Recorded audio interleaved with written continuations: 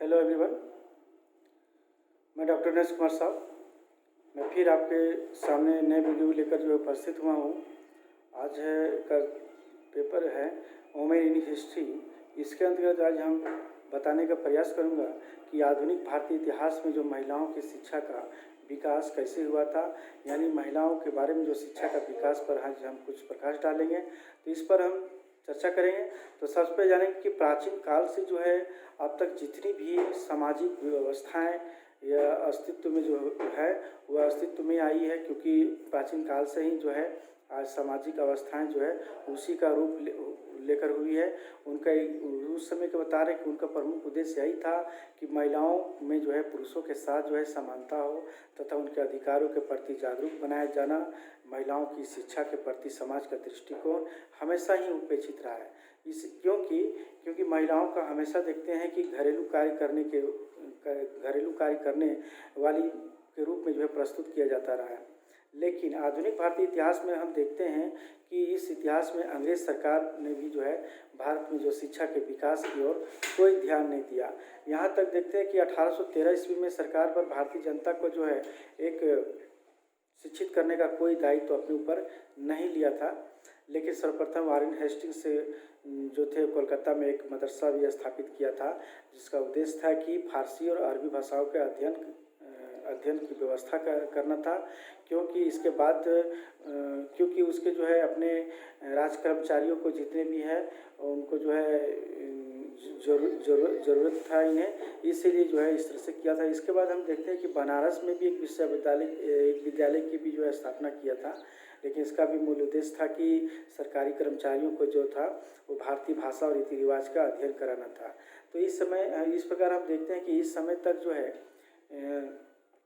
East India company ने भी जो है शिक्षा के विकास की ओर कोई ध्यान भी नहीं दिया था इस समय तक। लेकिन कंपनी के संचालकों जितने भी होते थे, यानी फोर्ट विलियम कॉलेज को भी बंद कराने का आदेश दिया था उस समय, क्योंकि तत्कालीन धर्म प्रचारक उन्हें जो शिक्षित करने के विरुद्ध थे। इसीलिए इस तरह से उसका प्रमुख उद्देश्य यह भी रहा कि उन्हें जो है अंग्रेजी भाषा का वायदा करा करके शिक्षा के विकास के लिए दिशा में कोई महत्वपूर्ण कदम नहीं उठाया गया। तो इस तरह से हम देखते हैं कि जो है 1835 में लॉर्ड मेकाले की जो सिफारिश पर लॉर्ड विलियम बेंटिक ने भी भारत में जो है अंग्रेजी शिक्षा देने का जो है प्रयास किया। लेकिन इस समय देखते हैं कि भारत में अनेक नेताओं ने भी, जैसे राजा राम मोहन राय भी जो सबसे अग्रणी और सबसे प्रसिद्ध था, वह अंग्रेजी भाषा और शिक्षा पद्धति का भी जो है बहुत ही समर्थन किया था। साथ साथ अंग्रेजों का उद्देश्य यही था कि उच्च वर्ग के लोगों को अंग्रेजी भाषा का जो है ज्ञान कराना। तो इस तरह से जो है ऐसी जो है प्रवृत्ति जो है अंग्रेजों की थी कि उच्च वर्ग के लोगों को अंग्रेजी भाषा का जो है ज्ञान कराना तथा उन्हें लगान तथा सार्वजनिक निर्माण में भी जो है सार्वजनिक निर्माण जो विभाग में भी जो है नौकरी प्रदान करना था इन लोगों को। यानी महिला शिक्षा की ओर इस समय जो था तक अंग्रेजी सरकार का कोई ध्यान नहीं दिया। लेकिन इस तरह से 1854 ईस्वी में भी देखते हैं कि चार्ल्स वुड ने जो है स्थानीय भाषाओं में जो है प्राथमिक शिक्षा का महत्व को बल देते हुए सभी संस्थाओं को भी जो है स्कूल और कॉलेजों की स्थापना के लिए जो प्रोत्साहन प्रदान किया। लेकिन इस प्रकार हम यहाँ तक देखते हैं कि लंदन विश्वविद्यालय के तर्ज पर बड़े बड़े शहरों में भी जो है बम्बई, कलकत्ता, मद्रास में जो है विश्वविद्यालय खोले गए। लेकिन इस समय जो है महिलाओं की शिक्षा का प्रोत्साहन सिर्फ इस समय प्रोत्साहन प्रदान किया गया था। इस समय जो है कुछ प्रशिक्षण विद्यालय भी खोले गए, लोगों की तकनीकी और शिक्षा का भी प्रदान तकनीकी खोले इसलिए गए क्योंकि शिक्षा का विकास की ताकि शिक्षा का प्रदान लोग कर सके। इसी समय जो है रुड़की इंजीनियरिंग संस्था भी स्थापना हुई। कई स्थानों पर कृषि संस्थानों की भी स्थापना भी की गई। लेकिन हम देखते हैं कि इस प्रकार 1882 ईस्वी में हम देखते हैं कि हंटर कमीशन में भी जो है प्राइमरी जो शिक्षा का विकास को जो है प्राथमिकता देने की सिफारिश की गई। एवं यहाँ तक देखते हैं कि व्यक्तिगत संस्थाओं द्वारा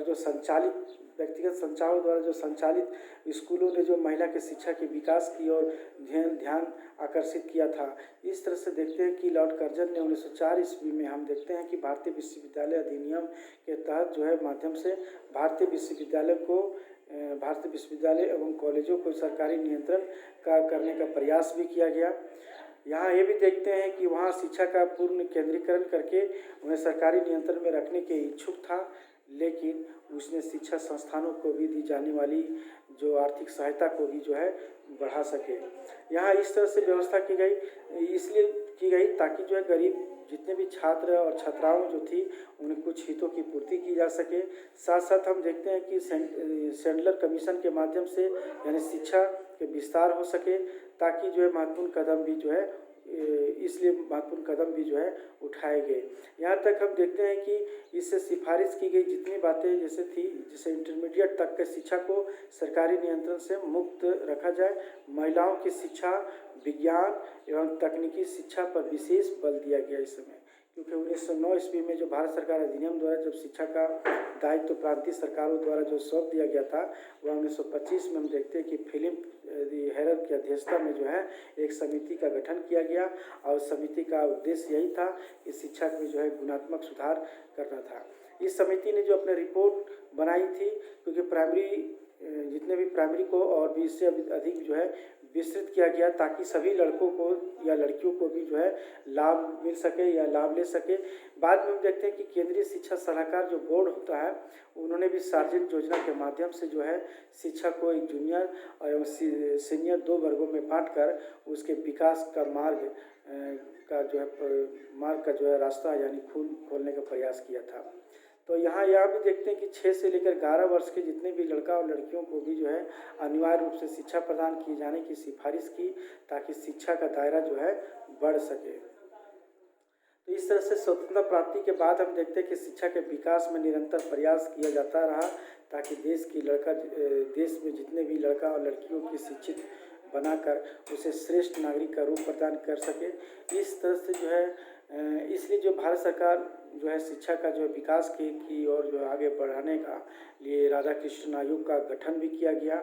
यहाँ तक शिक्षा के माध्यम से शिक्षा को एक व्यवस्थित रूप या एक सुदृढ़ और सुव्यवस्थित रूप प्रदान करने के लिए प्रयास किया। इसलिए जो है शिक्षा को 3 भागों में विभाजित किया गया: सामान्य शिक्षा, संस्कारी शिक्षा और व्यावसायिक शिक्षा। तो इस आयोग ने जो थे वे कृषि, वाणिज्य और अभियांत्रिकी यानी विधि और आयुर्वेद की जो शिक्षा पर बल भी दिया, ताकि देश में जो है महिलाएं जो है शिक्षित होकर देश की उन्नति की ओर आगे बढ़ा सके। और इस तरह से हम देखें कि 1964 ईस्वी में यानी 1964 ईस्वी में भी कोठारी शिक्षा आयोग भी आया था, जिसमें सरकार की शिक्षा के सभी पक्षों को भी जो है प्रक्रमों को जो है विषय के रूप में यानी जितने भी साधारण सिद्धांत था, जो राष्ट्रीय नमूनों की जितनी भी रूपरेखा था, उन विषयों को लेकर जो है राष्ट्रीय नमूनों को जो है नीतियों को जो शिक्षा के उत्तरोत्तर विकास की ओर ध्यान देने का प्रयास किया गया, ताकि छात्र छात्राओं को जो है स्वावलंबी बनाने में कारगर सिद्ध हो सके। इस तरह से हम देखते हैं कि जो है कोठारी आयोग की सिफारिश पर हम देखते हैं कि 1968 में 1968 ईस्वी में भारत सरकार ने जो है शिक्षा पर एक प्रस्ताव पारित किया, जो निम्न रूप से बताया गया। क्या बताया गया? पहला ये बताया गया कि 14 वर्ष तक की आयु के बच्चों को निःशुल्क शिक्षा देना अनिवार्य है और अध्यापकों के लिए पद और वेतन में वृद्धि हो। साथ साथ क्षेत्रीय भाषाओं का जो विकास हो और विज्ञान अनुसंधान के क्षेत्र में भी समानीकरण करना हो, शिक्षा का भी समानीकरण करना हो। तो और साथ साथ कृषि और उद्योग के लिए शिक्षा का विकास करना। साथ साथ ये भी कहा गया कि पाठ्य पुस्तकों को जो है सस्ता बनाना, ताकि सस्ता इसलिए बन सके ताकि जो है वह उपलब्ध हो सके। और अगला है हमारा तो है राष्ट्रीय आय का जो 6% भाग है वह जो है शिक्षा पर खर्च करना। तो इस तरह से हम देखते हैं कि जो 1986 ईस्वी में जो पारित एक नवीन शिक्षा नीति का उद्देश्य बना था, जो गतिहीन समाज को ऐसे गतिशील समाज में परिवर्तित करना। तो भारत सरकार जो है वर्तमान समय में हम देखते हैं कि शिक्षा के विकास की ओर जो है काफ़ी उत्कृष्ट हुआ या उन्मुख हुआ। अनेक देखते हैं कार्य भी हुए और कार्यों शिक्षाओं की योजनाओं पर के द्वारा जो देखते हैं कि शिक्षा को व्यापक यानी विशाल बनाने का में जो संलग्न हुए सरकार। और इस तरह से देखते हैं प्राइमरी शिक्षा के क्षेत्र में भी अधिक वृद्धि करके निःशुल्क शिक्षा की जो व्यवस्था के फलस्वरूप देखते हैं न केवल गरीब बच्चों को शिक्षा दिलाने के लिए प्रयास रहा बल्कि देश के साक्षरता दर को बढ़ाकर भारत सरकार का नाम जो है साक्षर देशों की सूची में हो, इसलिए ऐसा कदम उठाए। तो इस तरह से हम देखते हैं कि जो है नेपोलियन ने भी एक बार कहा था कि मुझे काफ़ी मताएं दो, मैं तुम्हें अच्छा राष्ट्र दूंगा। तो इस तरह से कहता है कि इस तरह स्पष्ट है कि माताओं की जो प्रतिभा होती है और उसकी जो शिक्षा होती है, उसकी जो योग्यता होती है, इस पर स्पष्ट होता है कि जो है उसकी शिक्षा योग्यता के बल पर ही जो है राष्ट्र का निर्माण होता है। क्योंकि माता अगर शिक्षित हो, योग्यता हो, प्रतिभा हो तो वह राष्ट्र का निर्माण करने में काफ़ी सहयोग करता है और उसी से जो है राष्ट्र का निर्माण भी होती है। तो इस तरह से वर्तमान समय में हम देखते हैं कि महिलाएं जो है शिक्षित होकर विभिन्न दायित्व सफलतापूर्वक जो है निर्वहन भी कर रही है। बहुत सारी महिलाएं आज भी देखते हैं कि राजनीति में महिलाओं की जो है बहुत ही गहराई रूप से जो है जकड़ी हुई है। समाज में उसका आज भी महिलाओं की सम्मान है। आर्थिक दृष्टि से हम देखते हैं कि वे समृद्ध हैं और सक्षम भी हैं।